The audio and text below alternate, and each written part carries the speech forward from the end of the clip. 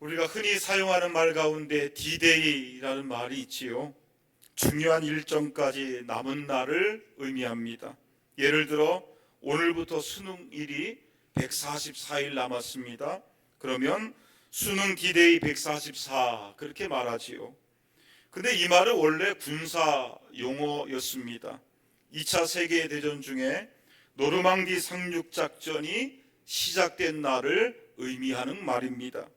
1944년 6월 6일 연합군이 노르망디 상륙작전에 성공함으로 연합군과 독일군 사이에 완전히 전세가 역전이 되지요. 그날을 기점으로 연합군은 승기를 잡게 되었고 독일군은 급속도로 무너져 내리게 됩니다. 역사는 그날을 D-Day라고 부릅니다. 그러나 아직 전쟁이 끝난 것은 아니에요. D-Day가 되어서 상륙작전에 성공했지만 여전히 연합군과 독일군은 치열한 싸움을 싸워나가야 했습니다. 그러다가 1945년 5월 8일 독일군이 무조건 항복을 함으로 전쟁이 끝나게 돼요. 역사는 그날을 V-Day, 승리의 날 그렇게 부르고 있지요. 오늘 에스더서의 유대인들에게도 D-Day와 V-Day가 있습니다. 지난 시간에 살펴본 것처럼 에스더 8장은 하만과 모르드게의 상황이 완전히 역전이 되지요. 하만은 처형을 당했고 모르드게는 새로운 총리가 됩니다. 그리고 모르드게가 새로운 조서를 반포함으로 유대인들이 구원받는 길이 열리게 되지요. 그날이 바로 구원의 D-Day라고 할 수 있지요. 그리고 오늘 성경 에스더 9장은 승리의 날 V-Day에 관한 말씀이 됩니다. 여러분, 하만이 작성했던 첫 번째 조서 12월 13일은 어떤 날이에요? 죽음의 날이에요. 멸망의 날입니다. 그런데 그날이 승리의 날이 됩니다. V-Day가 됩니다. 이것이 어떻게 가능했을까요? 1절의 말씀을 볼까요? 1절 마지막 단어가 무엇입니까? 그날에. 여기서 그날은 언제예요? 12째 달 13일, 즉 12월 13일을 말해요. 근데 이날에 시행되는 법이 두 개가 있습니다. 그 두 개의 법은 서로 충돌하는 법이에요. 어떤 법입니까? 첫째로 하만이 만든 법이 있어요. 에스더 3장 13절에 보니까 페르시아의 모든 유대인들을 다 죽이라는 거예요. 둘째로 모르드게가 만든 새로운 법이 있지요. 어떤 내용입니까? 에스더 8장 1절에 유대인들이 스스로의 목숨을 보호하라라는 것입니다. 혹시나 공격하는 사람들이 있다면 그들과 맞서서 싸우라는 거예요. 그들을 죽이라라는 것입니다. 첫 번째 법은 유대인을 죽이는 법이고 두 번째 법은 유대인을 보호하라라는 법이에요. 여러분, 왜 이렇게 모순적인 두 개의 법이 동시에 한날에 시행이 되었을까요? 그 당시 페르시아 법에 의하면 왕의 인장이 찍혀서 반포된 법은 취소할 수 없었습니다. 그래서 유대인을 죽이라, 그 하만의 법이 그대로 유효한 거예요. 또한 유대인을 보호하라, 이 모르드게의 법도 유효한 것입니다. 그래서 서로 상반되는 두 개의 법이 12월 13일 동시에 효력을 발생하게 됩니다. 그렇다면 그날에 어떠한 일이 일어나게 되었을까요? 1절과 2절의 말씀을 보겠습니다. 다 같이 읽겠습니다. 시작. 아달월 곧 12째 달 13일은 왕의 어명을 시행하게 된 날이라. 유다인의 대적들이 그들을 제거하기를 바랐더니 유다인이 도리어 자기들을 미워하는 자들을 제거하게 된 그날에 유다인들이 아하수에로 왕의 각 지방 각 읍에 모여 자기들을 해하고자 한 자를 죽이려 하니 모든 민족이 그들을 두려워하여 능히 막을 자가 없고. 여러분 따라해 볼까요? 도리어 능히 막을 자가 없고. 12월 13일 하만의 법과 모르드게의 법 둘 다 효력을 발생하게 돼요. 하만의 법대로 하만의 추종자들이 유다인들을 죽이려고 합니다. 그러자 유다인들이 어떻게 합니까? 가만히 앉아서 당하지는 않아요. 오히려 모르드게의 법을 주장하면서 자기들을 해치고자 하는 자들과 싸워서 그들을 죽이게 됩니다. 그러자 어떠한 일이 일어나게 돼요? 페르시아의 모든 민족이 유대인들을 두려워하게 됩니다. 그리고 아무도 유대인들을 막지 못해요. 또 3절 말씀해 보니까 각 지방의 관리들과 총독들과 왕의 신하들이 누구를 두려워합니까? 새로운 총리였던 모르드게를 두려워해요. 그래서 유대인들을 도와주게 됩니다. 결국 12월 13일 그날은 유대인의 승리의 날로 역전이 됩니다. 자, 그런데 1절의 말씀해 보니까 이 모든 일을 설명하는 하나의 단어가 있어요. 그것이 무엇입니까? 도리어라는 말이에요. 무슨 뜻입니까? 모든 상황이 완전히 뒤집어졌다는 거예요. 완전히 바뀌었다는 것입니다. 역전의 역사가 일어나게 되었다는 거예요. 여러분, 이것이 어떻게 가능합니까? 누가 이 상황을 뒤집어 놓은 거예요? 오직 하나님께서 하신 줄로 믿습니다. 특별히 죽으면 죽으리이다 간절한 마음으로 기도했던 그 에스더의 간구를 들으시고 하나님께서 모든 상황들을 선하게 역전시켜 주신 줄로 믿습니다. 원래 12월 13일은 대적자 하만이 유대인들을 학살하려고 정한 날이었어요. 예정대로라면 그날은 죽음의 날입니다. 멸망의 날입니다. 그러나 하나님께서 기적같이 역전시켜 주신 거예요.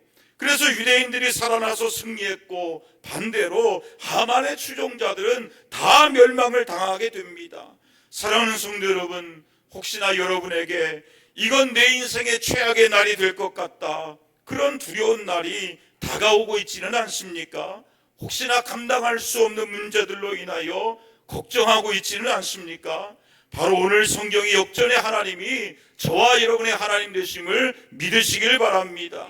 특별히 에스더처럼 죽으면 죽으리이다 간절한 마음으로 기도할 수 있기를 원합니다.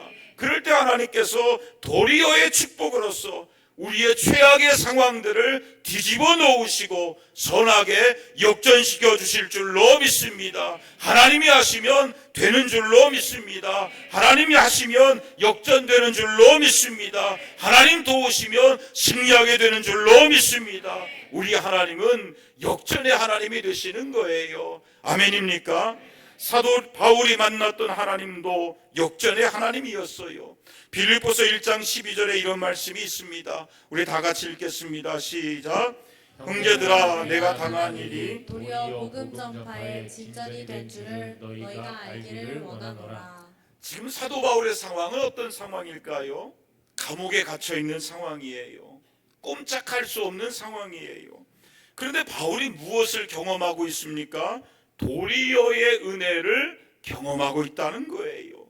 감옥에 갇혔는데 도리어 복음 전파에 무엇이 일어났어요? 진전이 일어나게 됩니다.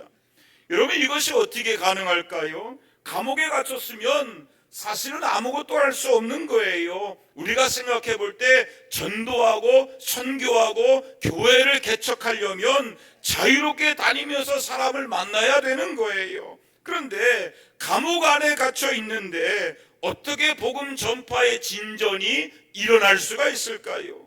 그 다음 구절 빌립보서 1장 13절에 바울이 감옥에 매이고 나서 어떠한 일이 일어나게 됩니까? 감옥에 갇히게 되니까 예전에는 만날 수 없었던 새로운 사람들을 만나게 돼요. 그리고 그들에게 복음을 전할 수 있는 그 기회가 열리게 됩니다. 그 사람들이 누굽니까? 바로 시위대 사람들이에요. 여기서 시위대는 황실 근위대를 말하는 것입니다. 사도 바울은 황제의 재판을 요청했잖아요. 그래서 황실 근위대가 관리하는 감옥에 갇히게 됩니다. 황실 근위대는 황제를 지키는 군인들이에요. 아무나 선발하지 않습니다. 출신이나 신분이나 실력이나 모든 면에 있어서 로마 최고의 엘리트들이었고 실세 중에 실세였어요. 그렇다면 바울이 이 황실 근위대 군인들하고 하루 종일 무엇을 했을까요? 전도의 사명이 있었던 사도 바울은 이 좋은 기회를 놓치지 않았던 것입니다. 바울은 그들에게 예수님을 믿으라고 기회가 있을 때마다 복음을 전했던 거예요. 그러자 놀라운 일이 일어나게 됩니다. 황실 근위대 사람들 중에 예수님 믿는 사람들이 생겨나게 되고, 또 그들이 나가서 자신들의 가족들과 지인들에게 복음을 전하게 돼요. 그 결과 어떠한 일이 일어나게 되었을까요? 빌립보서 4장 22절의 말씀을 볼까요? 모든 성도들이 너희에게 문안하되 특히 누구의 집? 가이사의 집 사람들 중 몇이니라. 여기서 가이사의 집이란 누구를 말하는 거예요? 로마 황제의 가족들을 말하는 거예요. 또한 황제 가까이에서 일하고 있는 황실의 사람들을 의미하는 말입니다. 사실 그들은 로마에서 복음이 들어가기가 가장 힘든 사람들이에요. 그런데 그들 중에서도 예수님 믿는 사람들이 생겨나게 되었다는 거예요. 여러분, 이것이 어떻게 가능합니까? 역설적이게도 바울이 감옥에 갇혔기 때문에 가능했다는 것입니다. 만약에 바울이 감옥에 갇히지 않았다면 로마 권력의 핵심이라고 하는 그 황실 근위대를 만날 수가 있었을까요?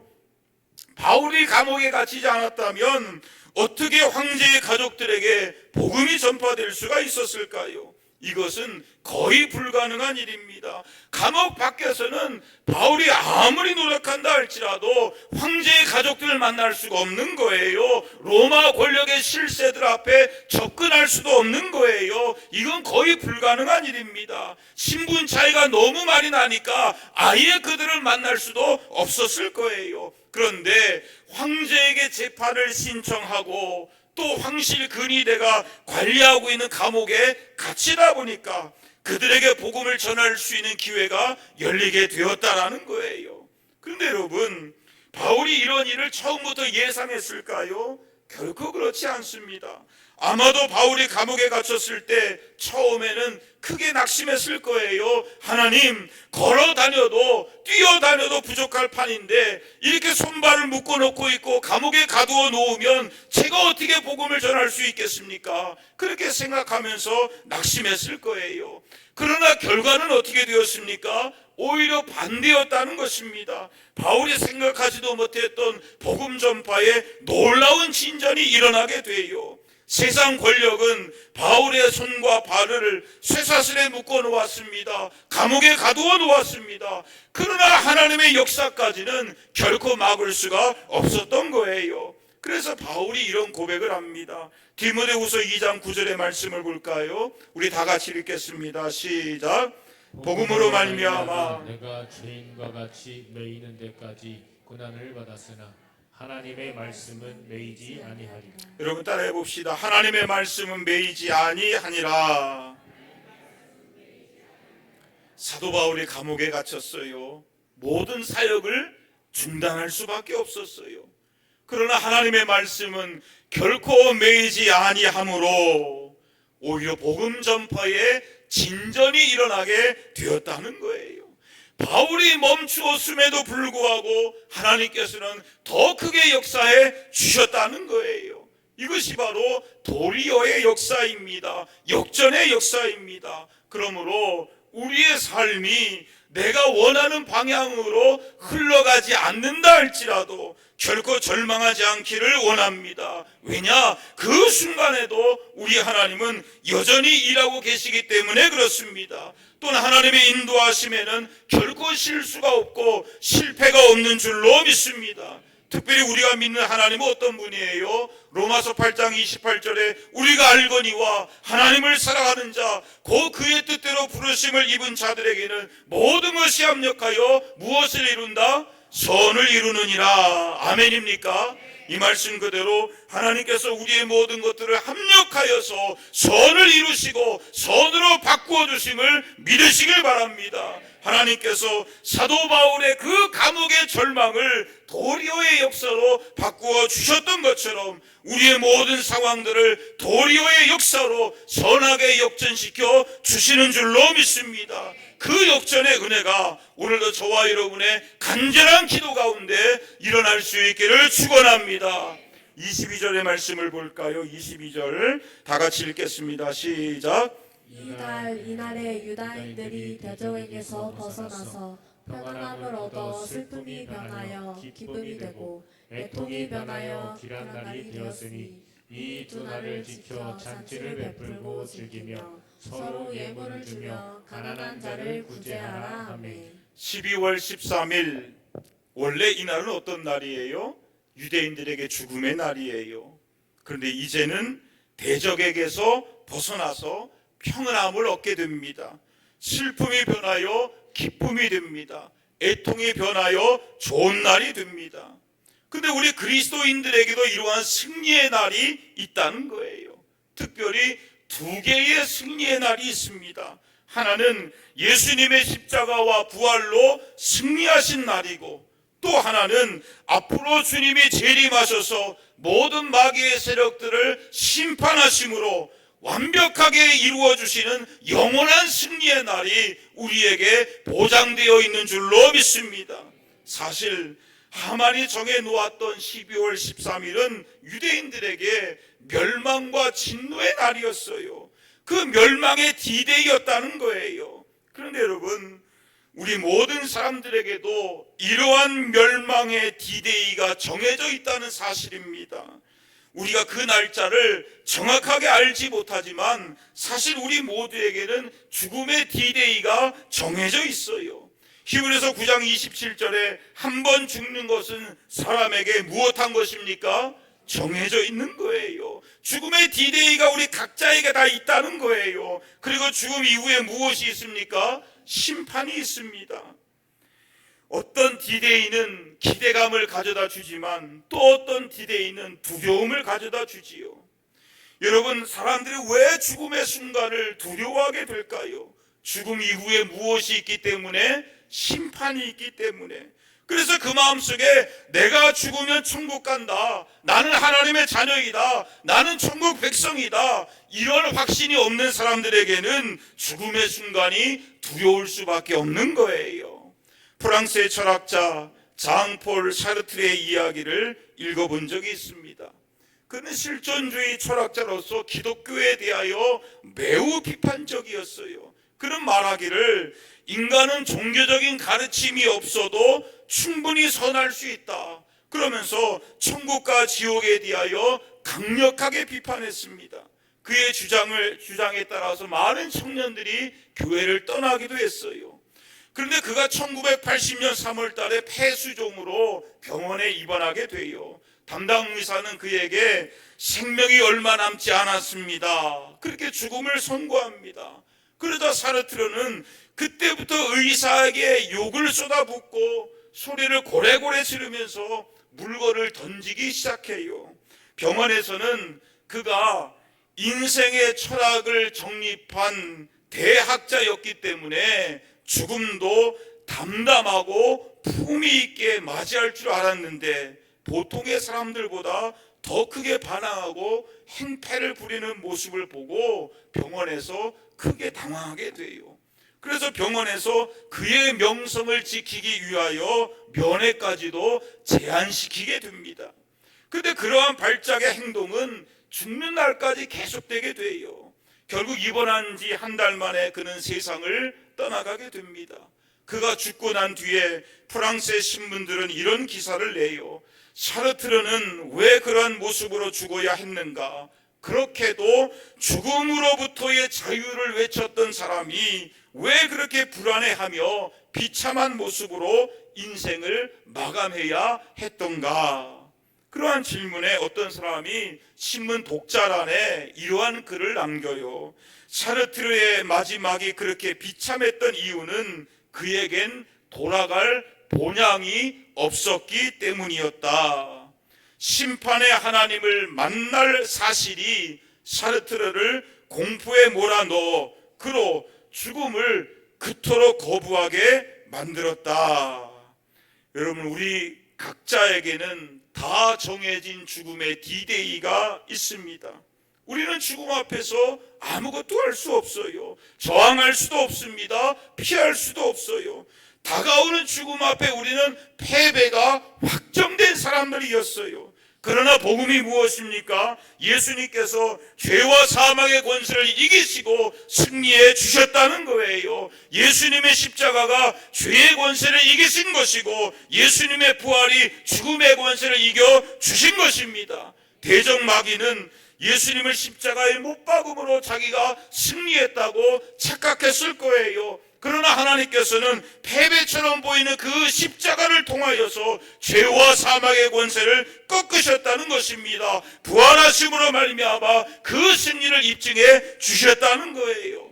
그런데 놀라운 사실은 우리가 예수님을 믿을 때에 예수님의 승리가 나의 승리가 된다는 것입니다. 오늘 성경에 유대인들이 대적에게서 벗어났다고 했는데 복음도 예수님 안에 있는 사람들이 죄에서 벗어났다고 분명히 선언하고 있습니다. 로마서 6장 6절과 7절의 말씀을 볼까요? 우리 다 같이 읽겠습니다. 시작. 우리가 알거니와 우리의 옛사람이 예수와 함께 십자가에 못 박힌 것은 죄의 몸이 죽어 다시는 우리가 죄에게 종노릇하지 아니하려 함이니 이는 죽은 자가 죄에서 벗어나 의롭다 하심을 얻었습니다. 이 말씀 그대로 우리가 죄에서 벗어나 의롭다 하심을 얻은 줄로 믿습니다. 근데 이것이 어떻게 가능한 거예요? 우리가 예수님을 믿음으로, 예수님과 함께 나도 십자가에 못 박힌 것이고 내 죄가 십자가에 못 박힘으로 나를 향한 죄의 권세, 마귀의 권세가 다 끊어졌음을 믿으시길 바랍니다. 또한 고린도전서 15장 52절에 주님이 재림하시는 날 마지막 나팔소리가 울려 퍼질 때에 어떠한 일이 일어나게 됩니까? 우리가 죽음에서 다시 살아나게 되는 것이고 우리도 예수님처럼 신령한 몸으로 변화가 되게 될 줄로 믿습니다. 우리도 예수님처럼 죽음의 권세를 이기고 부활하게 될 줄로 믿습니다. 근데 그 부활을 뭐라고 말씀하고 있어요? 54절에 사망을 삼키고 이기리라. 여러분 따라해 볼까요? 사망을 삼키고 이기리라. 할렐루야. 우리는 원래 죽음을 이길 수가 없는 존재예요. 죽음에게 삼켜지는 존재입니다. 그러나 부활은 무엇입니까? 생명이 승리한 날이에요. 생명이 죽음을 삼킨 날이십니다. 예수님은 영원한 생명이심으로 죽음의 권세를 이기시고 다시 살아나게 되십니다. 아멘입니까? 참으로 놀라운 사실은 예수님을 믿고 예수님 영접한 사람들에게 예수님의 부활이 나의 부활이 되는 줄로 믿습니다. 죽음을 이기신 예수님의 승리가 바로 저와 여러분의 승리가 되는 줄로 믿습니다. 우리도 부활의 첫 열매가 되시는 예수님처럼 죽음에서 다시 살아나게 되는 것이고 부활하게 되는 것이고 천국에서 영원히 살게 됨을 믿으시길 바랍니다. 그러므로 오늘 우리에게 어떠한 일이 일어난다 할지라도 예수님 안에서 우리 인생의 결론이 무엇입니까? 바로 최후의 승리, 그 부활의 승리가 되는 줄로 믿습니다. 이 믿음을 가질 때 우리가 이렇게 찬송할 수 있는 거예요. 살아계신 주 나의 참된 소망 걱정 근심 전혀 없네 사랑의 손에 갈 길 인도하니 내 모든 삶의 기쁨 늘 충만하네. 할렐루야. 아멘. 우리 계속해서 28절의 말씀을 볼까요? 28절 다 같이 읽겠습니다. 시작. 각 지방 각 집에서 대대로 이 두 날을 기념하여 지키되 이 불의미를 유다인 중에서 패하지 않게 하고 그들의 후손들이 계속해서 기념하게 하였더라. 여러분 따라해 볼까요? 계속해서 기념하게 하였더라. 12월 13일 승리의 날을 불임절이라고 불렀어요. 그날에 에스더와 모르드게가 무엇을 명령합니까? 이 절기를 지키고 후손들에게 가르쳐서 계속해서 기념하게 하라. 왜 이 날을 계속해서 기념하게 하라는 거예요? 하나님의 은혜를 잊지 말라는 거예요. 구원의 은혜를 항상 기억하며 항상 감사하라는 거예요. 오늘 내가 살아가고 있음이 하나님의 은혜임을 찬송하며 모든 영광을 하나님께 올려 드리라라는 거예요. 아멘입니까? 절기는 정체성과 관련되어 있어요. 이스라엘 백성들은 절기를 지키면서 그들이 하나님의 백성임을 확인했다는 거죠. 마찬가지예요. 오늘 우리가 주일 예배를 드리는 이유가 무엇입니까? 내가 하나님의 자녀이고 백성임을 확인하는 거예요. 오늘도 내가 하나님의 은혜로 살아가고 있음을 확인하는 거예요. 특별히 우리가 매 주일마다 성찬을 하는 이유가 뭐예요? 누가복음 22장 19절에 이를 행하여 나를 기념하라, 예수님께서 명령해 주셨기 때문에 그래요. 무슨 뜻입니까? 잊지 말라는 거예요. 예수님의 십자가의 은혜로 내가 죄사함 받고 구원받은 하나님의 자녀라는 사실을 잊지 말라는 거예요. 예수님을 먹고 마심으로, 즉 내가 예수님을 믿음으로 영생의 축복을 누린다는 사실을 기억하라는 것입니다. 그리고 주님의 몸과 피에 참여함으로 주님의 몸과 피에 합당한 삶을 살아가고 십자가의 복음을 전하는 사명을 감당하라는 거예요. 아멘입니까? 그렇다면 불임절의 절기를 어떻게 지켜야 될까요? 22절 말씀을 다시 보겠습니다. 22절, 무엇을 베풀라 그래요? 잔치를 베풀라 그래요.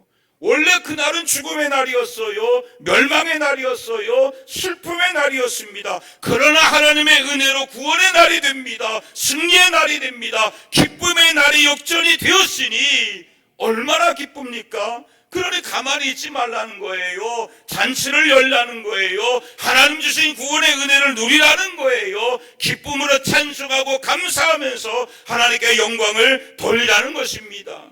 저는 우리 교회 예배가 이러한 잔치가 될 수 있기를 원합니다. 매 주일의 예배가 구원의 잔치가 되고 기쁨의 잔치가 되고 승리의 잔치가 될 수 있기를 원합니다. 우리가 예수님의 십자가와 부활의 은혜로 승리하게 되었음을 매 예배 시간마다 기억하고 감사하며 찬송하고 기뻐할 수 있기를 원합니다. 그래서 우리 교회 예배가 천국 잔치가 될 수 있기를 원합니다. 그렇다면 우리가 어떻게 하면 천국 잔치를 더 풍성하게 누릴 수가 있을까요? 22절의 말씀을 다시 볼까요? 하반절에 잔치를 베풀고 즐기며 서로에게 무엇을 주라고 합니까? 예물을 주라는 거예요. 무슨 뜻이에요? 구원의 은혜를 혼자만 누리지 말고 서로에게 마음을 나누라는 거예요. 더불어 함께 구원의 기쁨을 누리라는 거예요. 하나님께서 어떻게 나를 구원해 주셨는지, 하나님께서 나에게 어떠한 은혜를 주셨는지, 하나님께서 나에게 어떻게 인도해 주셨는지 그 은혜에 대하여 기쁨을 서로 나누라는 것입니다. 그런데 여기에 한 가지 더 해야 되는 것이 있어요. 그것이 무엇입니까? 22절 맨 마지막에 무엇을 명령하고 있어요? 가난한 자를 구제하라. 여러분 따라해 볼까요? 가난한 자를 구제하라. 어찌 보면 조금은 뜬금없는 명령인 것 같아요. 그러나 이 명령 속에 담겨져 있는 하나님의 마음이 뭐예요? 너희들끼리만 잔치를 벌이지 말라는 거예요. 너희들끼리만 기뻐하지 말라는 거예요. 너희들끼리만 즐거워하는 것이 아니라 그 구원의 기쁨을 가난한 사람들을 구제하는 선한 에너지로 사용을 하라는 거예요. 이런 말이 있잖아요. 고여있는 물은 썩는다. 물이 고이게 되면 썩을 수밖에 없어요. 똑같이 요단 강물이 흘러내려옵니다. 그런데 그 물을 다시 밖으로 흘러보내는 갈릴리 바다는 생명을 품어내는 살아있는 바다가 되는 거예요. 그러나 자신에게 들어오는 물을 전혀 내보내지 않는 그 사해 바다는 죽음의 바다가 될 수밖에 없다는 거지요. 즉 우리에게 기쁜 일이 있을 때에 우리끼리만 떡해 먹고 우리끼리만 잔치를 벌이고 우리끼리만 즐거워한다면 그것은 바로 변질과 타락으로 연결되는 지름길이 된다는 것입니다. 그래서 우리에게 기쁜 일이 있을 때에 그 기쁨을 이웃들과 함께 나누라는 것입니다. 가난한 사람들 돌볼 줄 알아야 된다는 거예요. 우리 주변에 구원이 없고 평강도 없고 기쁨이 없는 그 가난한 영혼들을 생각할 줄 알아야 된다는 거예요. 특별히 28절에 불임절을 지키되 누구에게 계속해서 기념하라고 명령했습니까? 그들의 후손들이 계속해서 기념하게 하라는 거예요. 즉 우리의 자녀들에게 구원의 복음을 전해주라는 거예요. 우리의 자녀들에게 예수님의 십자가와 부활의 복음의 의미가 무엇인지, 부활의 승리가 무엇인지, 하나님께서 우리를 얼마나 사랑해 주시는지 이 복음에 대하여 전해주라는 거예요. 아멘입니까? 그러므로 매 주일의 예배가 우리끼리만 모여가지고 우리끼리만 즐거워하는 우리끼리의 모임이 되는 것이 아니라 우리의 가족들, 자녀들, 친구들 초청할 수 있기를 원합니다. 아직 우리 주변에 예수님 알지 못하는 영혼들이 있다면 그들에게 구원의 기쁨을 함께 나눌 수 있기를 원합니다. 그래서 우리 교회를 통하여 구원의 복음이 증거되므로 날마다 구원받는 영혼들이 더하여질 수 있기를 원합니다. 그것이 치원교회를 향하신 하나님의 뜻인 줄로 믿습니다. 그 사명을 감당함으로 하나님께 영광이요 기쁨이 될 수 있기를 예수님의 이름으로 축원합니다. 아멘.